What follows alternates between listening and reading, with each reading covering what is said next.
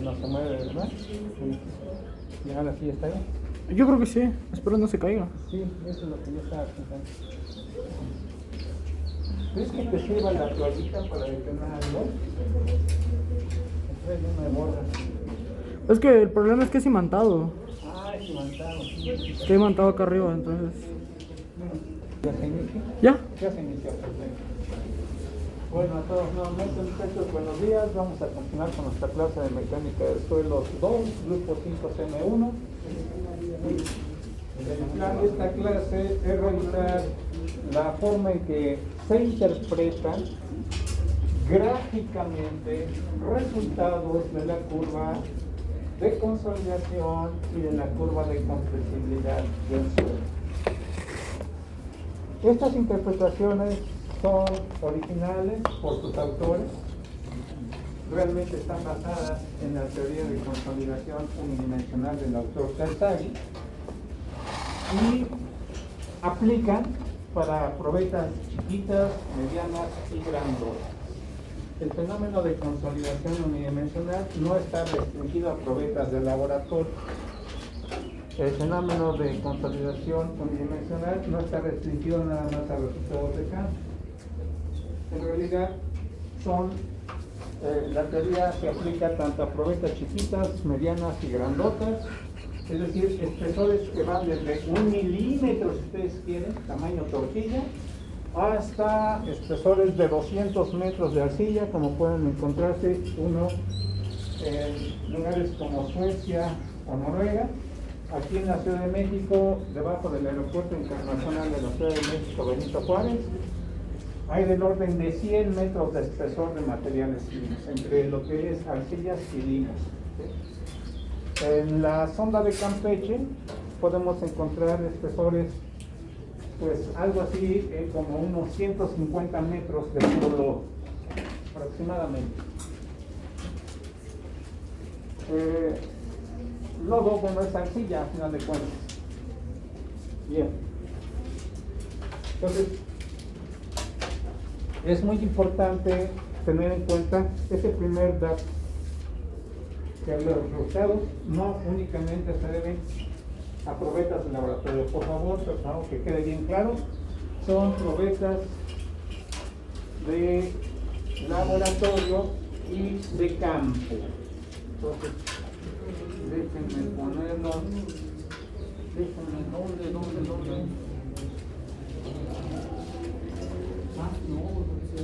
Lo vamos a poner aquí arriba.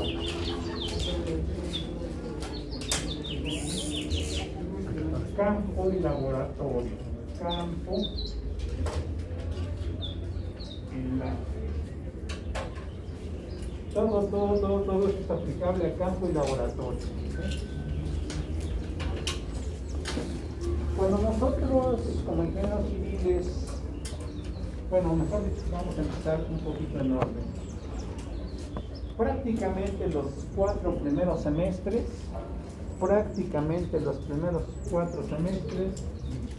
aquí en la ESIA, Zacatenco, revisan los fundamentos profesionales ya de la carrera de ingeniero civil. En realidad, llevamos asignaturas de matemáticas, de física, de química, y un poco ya empieza uno a ver geología, empieza uno a ver conocimientos que se conocen como la ciencia básica de la ingeniería. Ustedes ya se encuentran en el 5º semestre. Del 5º al 10º semestre, las asignaturas ya dentro del plan de estudios son dominantemente propias ya de la carrera. ¿Sí? En el 5º semestre, tengo entendido, ustedes ya están llevando una asignatura que se llama resistencia de material. Resistencia de material. En dicha asignatura nosotros ya nos queremos introducir de una forma más detallada a cómo se requiere profesionalmente en las aplicaciones, referente a los conceptos, a las formas en las cuales los materiales funcionan cuando los utilizamos, ya sea en el caso de grafena como material de apoyo, o en el caso también en parte de geotecnia, pero más de las estructuras, como material de construcción del cuerpo mismo de la estructura civil. Me estoy refiriendo no nada más al suelo, a la roca, sino me estoy refiriendo al concreto hidráulico, armado con acero de refuerzo, y el concreto asfáltico. Concreto asfáltico se le dice aquel mezcla de agregados con asfalto y generar pues la carpeta de los pavimentos asfálticos como algo muy práctico. Y al concreto hidráulico se le dice aquel que fragua, el cemento Portland fragua con la presencia de agua. Claro, cemento y los agregados.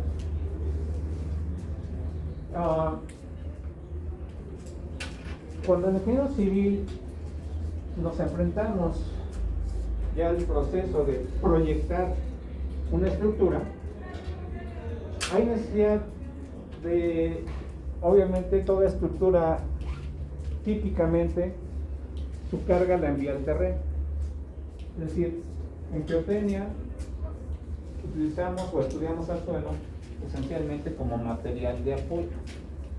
Repito, también hay ciertas aplicaciones en que lo utilizamos como material de construcción, pero la aplicación relevante, más frecuente, más cotidiana, más retadora, es utilizar el suelo como material de apoyo.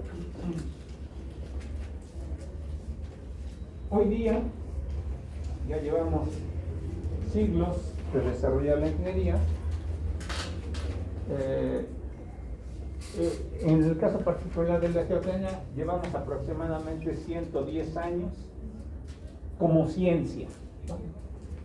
No quiere decir que desde antes no había ingeniería geotécnica, la había, pero de una forma empírica, más que nada empírica, a prueba y error. Pues ponle así a otro asentimiento de receta, y pues bueno, pues a veces le pegabas bien y a veces como que medio le pegabas y se veían una serie de insuficiencias, fallas, y pues bueno, pues había que avanzar. Entonces, esa situación ha dado a nosotros como ingenieros civiles una de las lecciones importantes, que es más conveniente realizar el proyecto de las obras con conocimiento de causa. Es más importante desempeñarse con conocimiento de causa, debido a que hay una cantidad importante de fenómenos que se generan tanto en el suelo, tanto en la estructura de cimentación, como en la superestructura. Y que el conjunto de superestructura, estructura de cimentación y suelo, en realidad para nosotros como ingenieros civiles lo debíamos de ver como el sistema. Entonces, el sistema, su comportamiento depende finalmente, o una parte muy importante, de la forma en cómo se comporta el mismo suelo de apoyo. A la fecha que se ha involucrado ya más conocimiento científico, se han establecido criterios de diseño, se han establecido filosofías de diseño. Hay un concepto militar, valga la expresión, que plantea dos términos que aparecen como parejitas y que son importantes en muchas de las actividades humanas. Esos dos términos son, número uno, estrategia, y número dos, la táctica. Estrategia y táctica. Estrategia significa el planteamiento abstracto, muy abstracto, de una idea, de un procedimiento, de un conjunto de actividades que requerimos para llegar a un propósito o a un objetivo. En el caso particular del ingeniero civil, ese propósito o objetivo es resolver problemas. El ingeniero civil, aunque nadie lo reconozca por decirlo así, en una forma directa en las asignaturas de una carrera de ingeniero civil, pero todo ingeniero civil, todos los ingenieros civiles, tarde que temprano tenemos que reconocernos que somos resolvedores de problemas. Todo ingeniero civil es un resolvedor de problemas. Todo lo que tenga que ver con el comportamiento de la obra, todo, desde que nace, se desarrolla, funciona, hasta que hay que demolerla, todo tiene que ver con el ingeniero civil. ¿Por qué? ¿Cómo? ¿Cuándo? ¿Dónde? ¿Cómo se calcula? ¿Cómo se construye? ¿Por qué tal material? ¿Por qué tal procedimiento? Todas las preguntas que ustedes se puedan imaginar en referencia a la obra, tarde que temprano las tiene que resolver un profesionista. ¿Y ese profesionista quién creen que es? ¿El ingeniero civil? El ingeniero civil, el famoso pollo, ¿no? Pues yo. Pues sí. Todo lo tenemos que resolver nosotros, somos todólogos de las obras, somos resolvedores de todo tipo de problemas y obras. Al menos en planteamiento general, eso es lo que nos debe de caracterizar, esa dedicación a resolver todo asunto que tenga que ver con una obra. A la fecha se ha acumulado tal cantidad de información científica, de experiencias buenas y malas, y de necesidades cada vez más crecientes para los proyectos de ingeniería civil, que realmente el ser humano común y corriente, por lo menos como yo, como de corriente y común, preferimos que una vez que ya tenemos la formación general de ingeniero, decimos, híjole, creo que es mucha ciencia, muchos conocimientos como para tenerlos en una sola cabeza y tenerlos actualizados y poder ser muy experto en muchas frentes de la ingeniería. Pues hoy ya se vale para el ingeniero término medio, ya cuando salió de la escuela, incluso desde antes de la escuela, ya en el octavo semestre ya le están pidiendo a uno que se le escoja su línea terminal. Es decir, mayor preferencia ya sea por el área de estructuras, por el área de geotecnia, por el área de hidráulica, por el área de las vías terrestres, la sanitaria y ambiental, la ingeniería de sistemas, o bien la ingeniería de la industria de la construcción. Digo, si fuéramos super genios, pues es que nos duran las áreas de la ingeniería todas. Somos capaces de entenderlas con mucha profundidad y con toda la amplitud que se pudiera. Pero bueno, no estoy diciendo que una persona término medio no lo pueda hacer, pero hay que reconocer que un ingeniero civil en su vida no todo es ingeniería civil, también tiene que comer, también tiene que dormir, también tiene que hacer su vida personal. Entonces, comúnmente los ingenieros prefieren escoger un área terminal y especializarse en ella. Pero no porque ya me dediqué a ser especialista en estructuras, eso quita que sea ingeniero civil. Y que por lo tanto fuchi la geotecnia, fuchi la hidráulica, no. A final de cuentas nuestra formación implica de las 6 áreas y unas en mayor medida, con más gusto, con más empeño, porque yo reconocí que en mis habilidades, mis capacidades, se me dio más entender la hidráulica, se me dio más entender las estructuras, se me dio más entender la geotecnia. Como quien dice, de aquí soy. Adelante.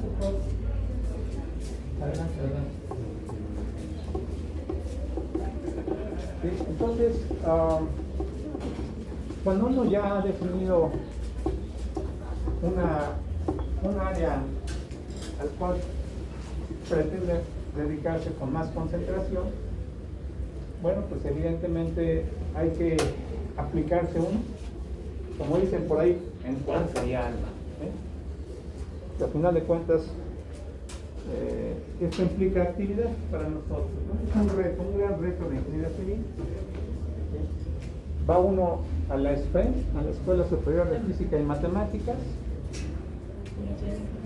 y resulta que pues llega el profesor y puros símbolos y ecuaciones, ¿no? Y que la sucesión, y que la serie, y que el teorema, ¿no?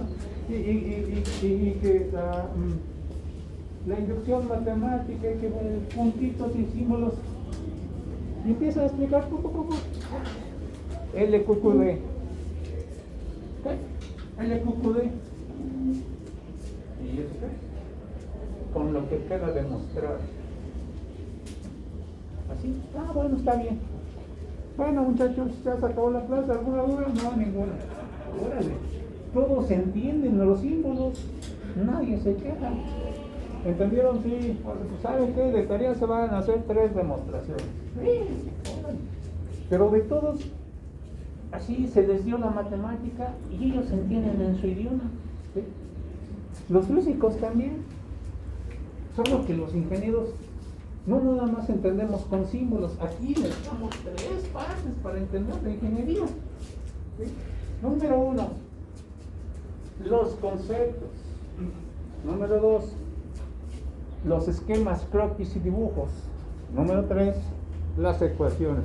Y si se puede, la visita física a campo, para que ellos vean, sí, ahí está una obra de ese tamaño, una fábrica de elementos de concreto, mira, así se construye una carretera, mira, así se construye una, sí. O sea, necesitamos más elementos, porque al final de cuentas, la aplicación que nosotros hacemos puede ser por obras chiquitas, medianas y grandes. Y típicamente las aplicaciones a los proyectos requieren la inversión de grandes cantidades de insumos, grandes cantidades de recursos. ¿Sí? ¿Cuáles son los recursos de la industria de la construcción? Materiales, mano de obra, herramienta, maquinaria, equipos, aparatos, instrumentos. ¿Sí? Tiempo, dinero, energía, conocimiento, la vida misma del ser humano.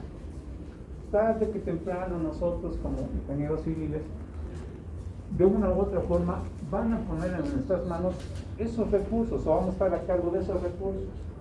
Ingeniero, aquí están sobre la mesa estos recursos. Queremos que haga realidad el proyecto. ¿Cómo nace un proyecto típicamente en las ciudades? El que primero vende la idea es el arqui. Ay, mira, va a ser un edificio, va a tener esta forma, y va a ser de vidrio, y va a ser modernista, que no se quede. Ay, fíjate que los espacios, y que la luz, y va a ser inteligente, y mil cosas. Sí, muy bien, ya convencieron al señor inversionista de que el arquitecto ya le bajó un castillo, y ahora el dueño dice, yo quiero que ese castillo se haga realidad. ¿Qué hacemos, señor arquitecto? Pues, ¿a quién creen que recurre? Al pollo. O sea, el ingeniero es el que se va a encargar de hacerlo realidad. Entonces, a ver, ingeniero, pues cotice. Defina los montos, las técnicas, los tiempos, ¿sí? Las cuadrillas de personal, los programas de obra, ¿sí? Porque vamos a juntar una cantidad de recursos tal que se le pueda dar forma a materiales, mano de obra, herramienta, maquinaria, equipo, aparatos, instrumentos, tiempo, obviamente dinero, ¿sí? Los conocimientos y alguien que sea capaz de aplicarlos con conocimiento de causa. Entonces, dentro de todo este proceso, tarde que temprano vamos a enviar la carga al suelo, las fuerzas, las presiones. Aquí en el pizarrón hay una serie de pasos a seguir para entender la forma en que se comporta el suelo, una parte de la forma en que se comporta el suelo para propósitos nuestros del proyecto de obra civil. Estamos hablando de 2 tipos de curvas. La primera se llama curva de consolidación y la segunda se llama curva de compresibilidad.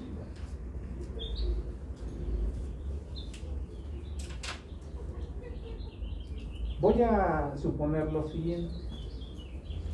Este edificio tiene hasta acá arriba planta baja y 3 pisos.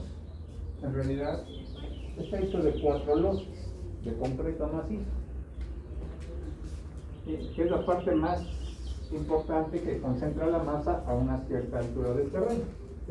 Y también las columnas pesan, ciertamente los muros pesan, pero no tanto como una losa maciza de concreto hidráulico.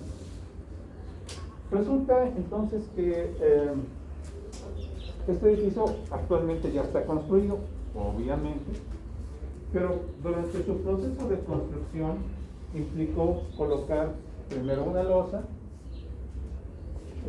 después una segunda, después una tercera y una cuarta, que es la parte más importante de todo el proceso. Esta curva de consolidación, vamos a decirlo así, corresponde al efecto que llega al suelo de apoyo por tan solo una losa, un incremento de esfuerzo vertical. Pensemos que antes de colocar cualquier carga al terreno, el esfuerzo vertical era 0. Y de ahí llegamos con el esfuerzo que produce una losa, entonces el esfuerzo que produce una losa menos el 0 que había antes, genera un primer incremento de esfuerzo vertical. Entonces, ese esfuerzo vertical se aplica al suelo y el material, conforme transcurre el tiempo, con esta curva en color negrito, ¿sí?, su espesor viene disminuyendo conforme pasa el tiempo. Viene disminuyendo, ¿por qué? Porque al colocar la presión al suelo y el suelo ser fino, saturado y tener fronteras de drenaje, con el transcurso del tiempo va expulsando parte de su agua gravitacional. La consolidación únicamente permite extraer o provoca expulsión de parte del agua gravitacional. Cada incremento de presión que se aplica al suelo genera parte de la expulsión del agua gravitacional. Nunca, por muy grande que puede ser la carga que se aplica al suelo, aquí el edificio más grande, no sé, la Torre Mayor, la Torre Bancomer, la Torre Reforma, ¿sí?, esos gigantes, por muy pesadotes que sean, no secan al suelo con su carga. Es decir, el suelo, aunque sea poca, pero sí conserva agua gravitacional, ¿sí? Entonces, este es tan solo un incremento de esfuerzo vertical ocasionado por el peso de una losa. Podemos estudiar el fenómeno de losa por losa o todo el peso ya conjunto cuando está construido el edificio. ¿Sí? Obtenemos una curva experimental, ¿sí?, que puede ser de campo o puede ser de laboratorio. ¿Sí? Si es de laboratorio, tiene de espesor 2 centímetros, si es de campo, el espesor incluso de varios metros. Incluso puede haber varios estratos, valga la expresión, intersandwichados, arcilla, arena, limo, arcilla, en fin, o un gran estrato, como se dice, muy espeso, muy grueso, de suelos finos. Aquí, bueno, son de las cosas que uno aprende en mecánica, ¿no? A un espesor grueso, pues se le dice que tiene un espesor de tanta distancia o de tanto magnitud. Profesionistas que estamos en la industria de la construcción, ya sea de una forma indirecta o directa, los arquitectos. Los arquitectos le llaman al espesor del suelo, es un espesor de 3 metros de potencia. ¿Sí? Un espesor de 3 metros de potencia. Y no, pues aquí hay que sincronizar las ideas, porque si el arquitecto lo escucha un físico, va a decir potencia, ¿no? O sea, ¿dónde conecta? ¿Cuántos caballos? O sea, aquí es un asunto de lenguaje, ¿sí? Estas congruencias o incongruencias de los términos no nada más aparecen entre la arquitectura y la ingeniería, sino dentro de la misma geotecnia. Unos son los términos del geólogo, otros son los términos del ingeniero civil. Bien, bueno, independientemente de estas formas particulares del lenguaje, yo lo que voy con esto es que Se trata, repito, de diseñar las obras con conocimiento de causa. Profe, ¿qué significa diseñar una obra con conocimiento de causa? Interesante pregunta.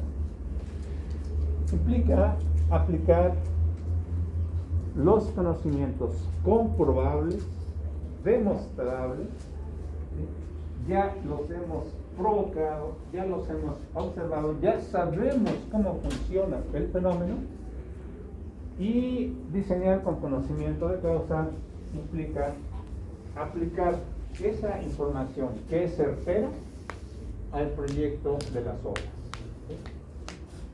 Y esa información certera, al saber cómo funciona el proceso de carga, me permite anticipar, por no decir predecir razonablemente, cómo va a ser el comportamiento del terreno cuando se le aplica una carga o un sistema de cargas provenientes del proyecto de una obra.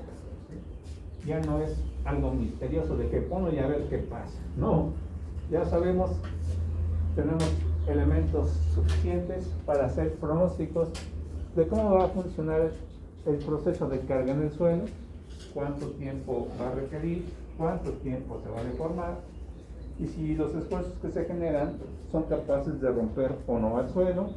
¿Qué pasa si durante el funcionamiento de la aplicación de esa carga estática ocurre un sismo, ocurre una acción extraordinaria? En fin, ¿sí?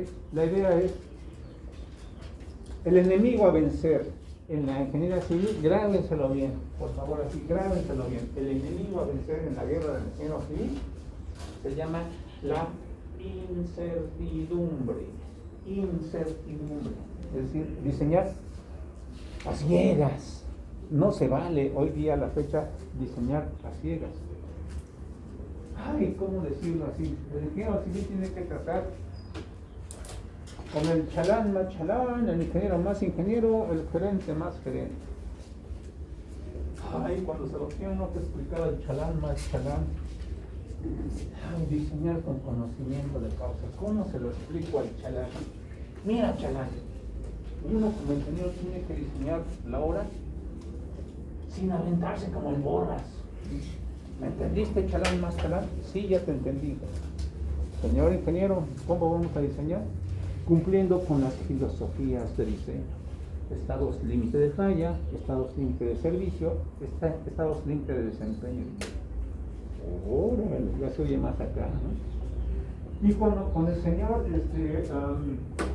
gerente, dueño o inversionista, se trata de hacer la inversión, hacer la inversión de tal suerte que la relación beneficio-costo sea notoriamente conveniente para que usted observe el retorno de su inversión al menor tiempo posible con el máximo de funciones a la hora de que usted invierte su dinero, que sea un negocio redondo. Y ahora sí, así me entiende desde el más chalán, el más ingeniero y el más inversionista. El ingeniero civil entonces desarrolla una amplitud de lenguaje, una amplitud de conocimientos, una amplitud de conocimientos, habilidades y actitudes, ¿sí? Para tratar no nada más con personas, sino con las áreas de la ingeniería civil, con los planteamientos y los problemas que se nos presentan, a fin total siempre de sacar lo mejor de cada parte. Bien, estaba yo hablando aquí de un edificio, en este caso la escuela. Yo la puedo ver como conjunto, es decir, como se encuentra ahorita ya construida, o la puedo ver como un proceso de aplicación sucesiva de carga. En este caso, este edificio tiene 4 losas. Voy a referirme primeramente a la aplicación de una losa. Un primer incremento de esfuerzo vertical, en el entendido que hay un esfuerzo vertical inicial igual a 0, y yo aplico el esfuerzo vertical que provoca una losa. Entonces, cada curva de consolidación del suelo es producida por un solo y solamente un incremento de esfuerzo vertical al terreno. Si voy a aplicar 2 incrementos de esfuerzo vertical al terreno, entonces voy a obtener una curva de consolidación por cada incremento. Es decir, si apliqué 2 incrementos, voy a obtener 2 curvas de consolidación. Si apliqué 3 incrementos, puedo obtener 3 curvas de consolidación. Ahora, si yo quiero ver todo como conjunto, bueno, entonces ya el peso de toda una hora, ya como esfuerzo acumulado, es un solo esfuerzo vertical, y ante ese solo esfuerzo vertical, el suelo con el paso del tiempo se va a ir disminuyendo espesores. Cuando es esta gráfica de consolidación, entonces puede representar resultados experimentales en laboratorio, ok, entonces ponemos esto en términos de milímetros, pero también puede representar la forma en que el terreno se asienta después de colocarlo en obra. Es decir, el espesor ya de un estrato de arcilla ya lo puedo poner en función de milímetros. O sea, la teoría de consolidación unidimensional de Terzaghi aplica para muestras chiquitas, medianas y grandotas. Entonces, no es exclusivo de probetistas de laboratorio. Eso, por favor, que quede claro. Esto es espesores de arcilla, chiquitos, medianos y grandes. Bien. Se trata de interpretar cuantitativamente a partir de resultados gráficos. Cada una de estas 2 curvas en color negrito se compone de información experimental obtenida en laboratorio o en campo. ¿Sí? Es decir, una curva es un conjunto de puntitos. Una curva es un lugar geométrico que está compuesto de varios puntos. Y esos puntos son una relación, en este caso, espesor del suelo contra tiempo. ¿Sí? Entonces, aquí hay un principio de la ciencia, ¿sí?, que nos permite diseñar con conocimiento de causa, ciertamente. Ese principio de la ciencia se llama el principio causa-efecto. Así se encuentran los libros, el principio causa-efecto. Aquí el profe de Hipotenia en particular prefiere llamarle el principio causa-sistema-efecto. Causa-sistema-efecto. La causa para nosotros va a ser la aplicación de esfuerzos verticales al suelo. El efecto va a ser que el material va a reducirse en el peso. Ese es el efecto. Yo aplico la carga, que es el peso de una obra, y el suelo va a empezar a asentarse. Cuando se trata de un fenómeno de consolidación, ese asentamiento resulta que es función del tiempo.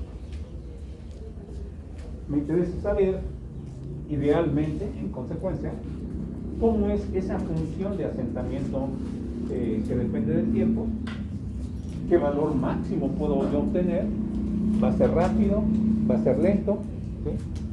Y si dicha situación en un momento dado puede estar o no asociada a un fenómeno de rotura o falla.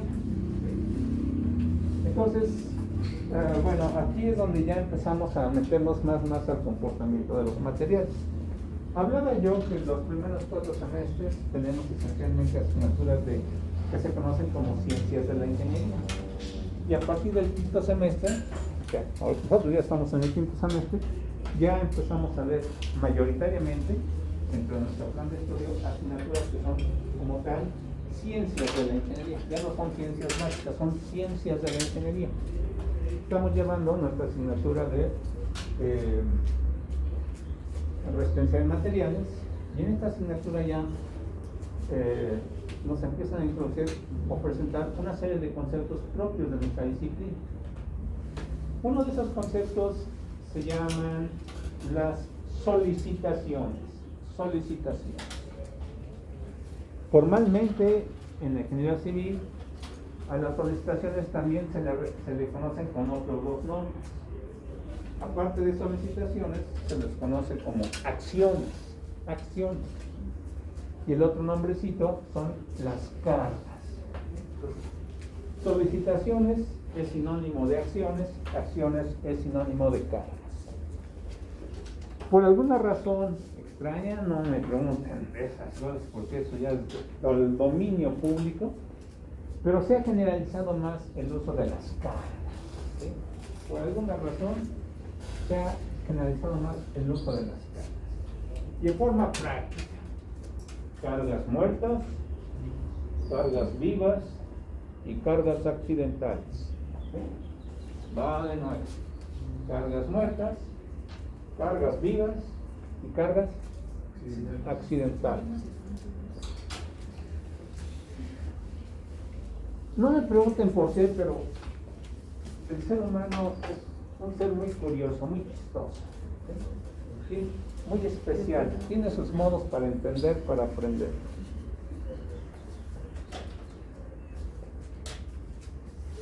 Esta forma de asignar por parte del ser humano términos a objetos, o sea, términos que caracterizan la conducta de un ser, los aplica uno como ser a entender la conducta de un objeto. ¿Sí? Traducción, aterrice, profe. Sí. Oiga, profe, ¿por qué una carga muerta le llaman carga muerta? Ah, pues porque no se mueve. Pues tan fácil como es. Pues sí, pero hay que explicar. ¿Por qué la carga viva, profe? ¿Por qué a la carga viva le llaman carga viva? Ay, porque es que el profe parece león encerrado aquí. ¿Sí? Allá, para acá, allá, para acá. Está vivo, no se queda quieto. ¿Sí? Significa la carga viva es aquella carga que con el tiempo varía su posición dentro de una estructura. ¿Sí? Aquí el peso, no nada más del profe, sino de todos nosotros. Ahorita que estamos en clase, quietecitos. Cuando llegan las 11:30, ya nos salimos, nos empezamos a mover. Al final de cuentas somos los usuarios, ciertamente. Entonces, las personas, nuestras bancas, la mesita. ¿Por qué creen que a las bancas y a la mesita, a los estantes, y en una casa habitación, a todos los muebles le llaman muebles o mobiliario? ¿Por qué creen? Porque se pueden mover, obviamente. Entonces, mobiliario, personas, las cisternas con agua, ¿sí? ¿Sí? Van para arriba, van para abajo, van para arriba. Eso se considera carga viva. ¿Sí? ¿Por qué? Pues porque se están moviendo. No es de que lata el corazón, no. ¿Sí? Pero el ser humano asigna esos calificativos, esos términos propios de un ser al objeto.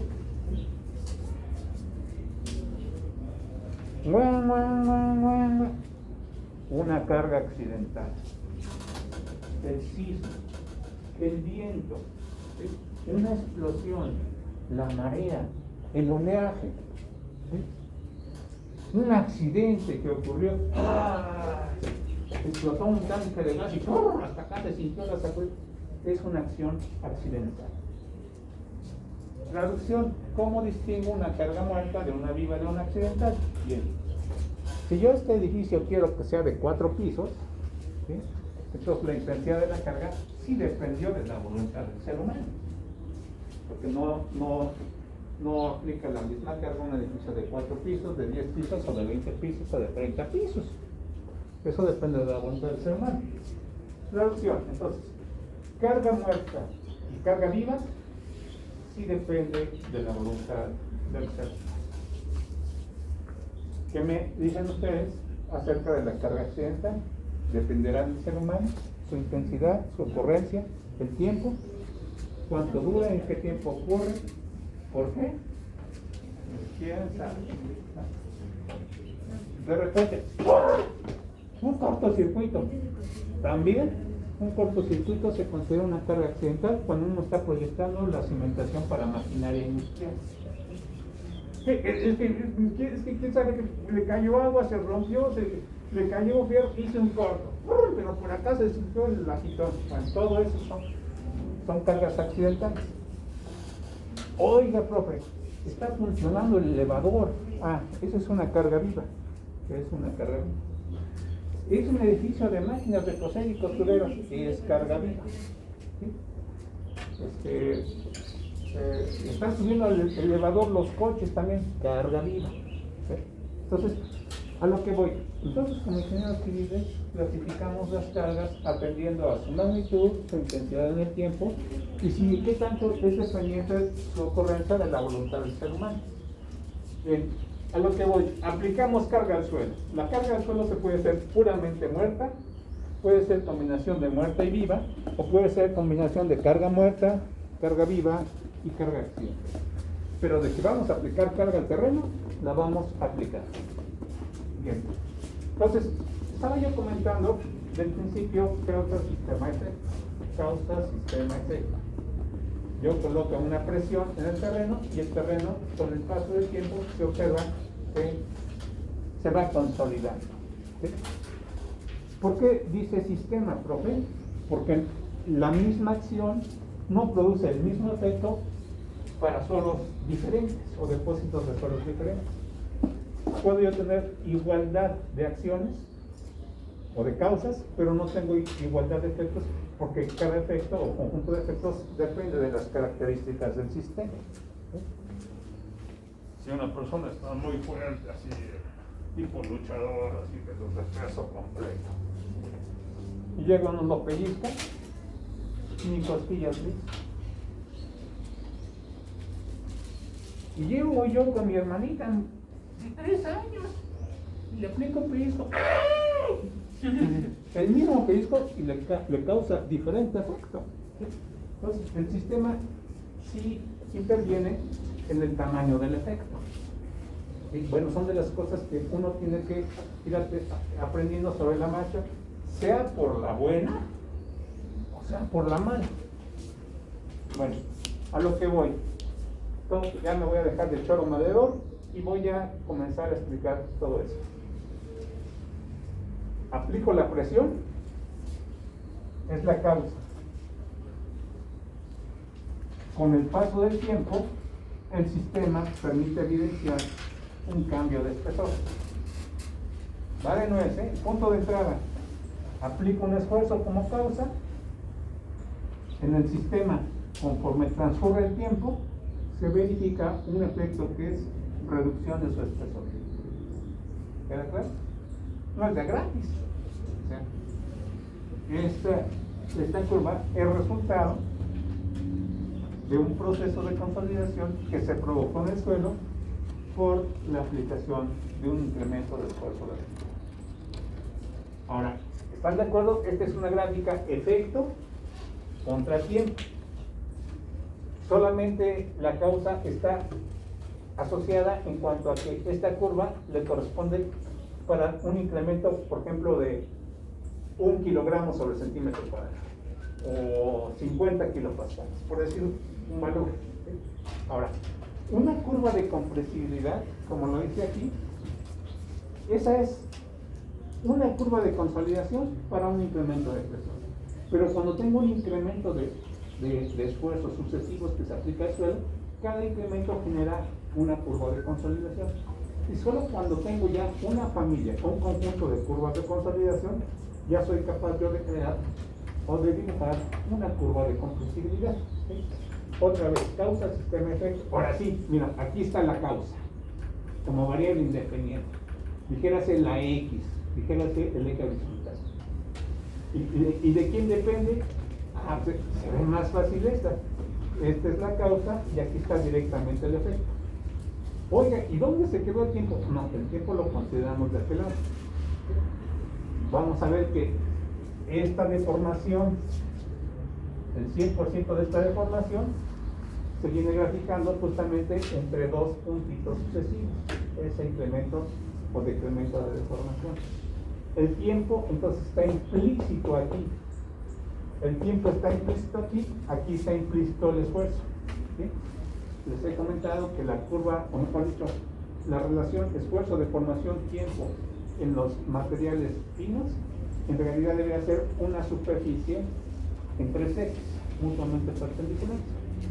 Por practicidad, los ingenieros lo hemos estudiado nada más con curvas bidimensionales, o espesor en función del tiempo, o espesor en función del esfuerzo. Pero esto en realidad son cortes transversales de una superficie en el espacio.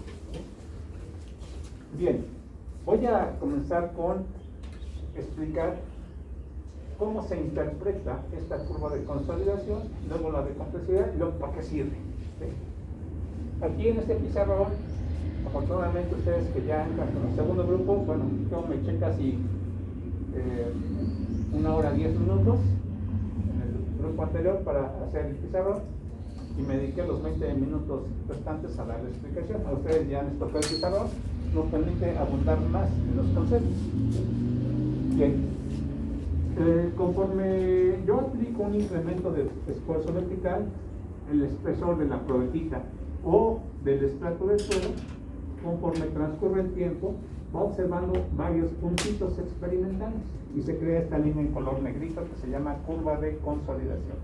Tiene la forma de una resbaladilla. La curva de consolidación tiene la forma de una resbaladilla.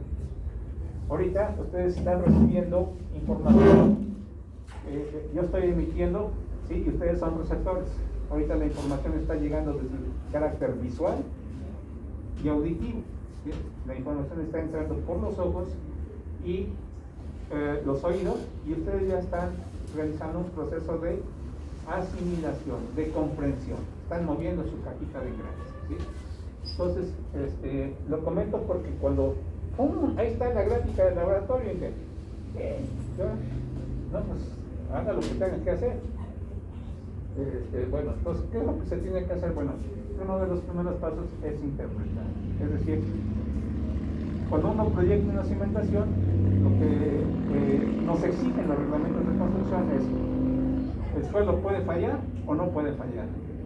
Número 2, ¿cuánto se va a sentar? Esas son dos preguntas clásicas. ¿Se puede fallar el suelo? ¿Y cuánto y cómo se asienta? Pero no quiere decir que porque sean las dos preguntas básicas sea lo único o lo más elaborado que tenemos que capacitarnos para dar respuesta a ello. No, hay muchísimas preguntas más. Ya les he comentado todo lo que tenga que ver con la obra y el suelo.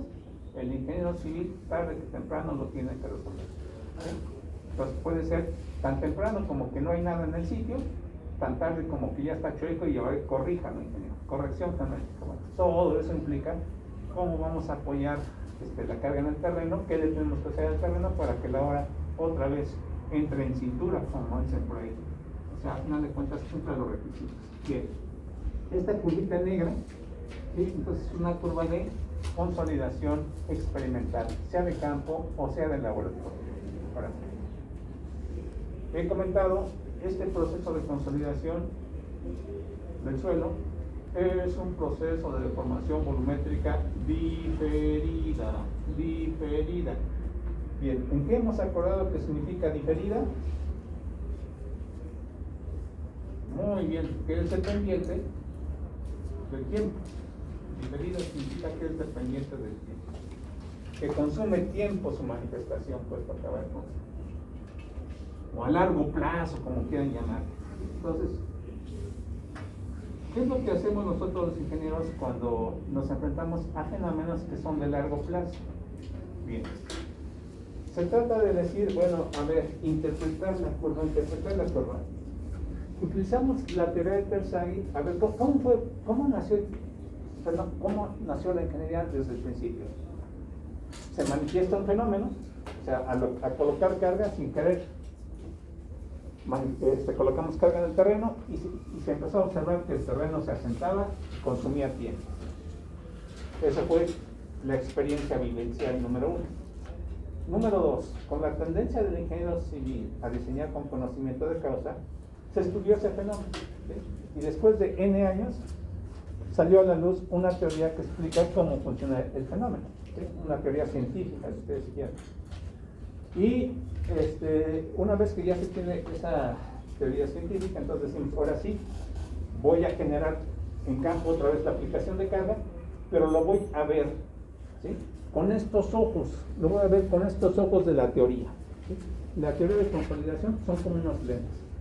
Voy a ver, se ve diferente aquí, el émbolo, aquí se ven las esferitas de acero, el agua, no, pues se ve bien claro, pues son los lentes de la teoría. ¿Sí? Entonces, el ingeniero civil, para interpretar los fenómenos hoy día de la vida real, se tiene que poner los lentes de la teoría y dice, mira, a la luz de la teoría se tiene esto y esto y esto. Perfecto, bien. Es a lo que voy. Esta curva, ustedes observan, es una gráfica logarítmica. Es una gráfica semilogarítmica porque nada más hay un logaritmo en el eje horizontal Y en el eje vertical es aritmético, es proporcional, es lineal, así se conoce. Proporcional, aritmético o lineal. Cualquiera de los tres para el caso dice exactamente lo mismo. Entonces, aquí este fenómeno que es a largo plazo, porque es diferido, ¿sí? Ya les he comentado, si esta curva de consolidación yo la graficara en una gráfica lineal, aritmética o proporcional, necesitaría casi todo el ancho aquí del salón, mira, y se vería prácticamente como una línea recta. ¿Sí? Eso se ha hecho, se ha hecho gráficamente, no salió un plano grandote de la curva, muy chaparrita, pero sumamente larga, salió una línea recta, casi no se ve la curvatura. Entonces, ¿qué es lo que hacemos los ingenieros civiles? Aquí ¿qué onda? De una línea recta casi no se ve gran cosa. Entonces, lo que hacemos nosotros, que ese tiempo, ¿sí? Como si fuera yo un gigante, empiezo a pachar la gráfica, quedar como acordeón, ahí queda, ahí. Tomo una foto y se ve esto. Pues no es una recta, profe, no, aquí ya se ve que no es una recta, es una curva de resbaladilla. Bien, entonces la idea, como les digo, poniéndose la teoría de interpretación del modelo de Terzaghi, dice uno, bueno, mira, les había yo platicado que aquí la parte última de la curva se llama la colita de la curva. Aquí se observa una colita inclinada. Traducción, cualitativamente, ese material, a la luz de la teoría, tiene una consolidación secundaria. ¿Sí? Comentamos que cuando la colita es horizontal, el suelo únicamente manifiesta consolidación primaria.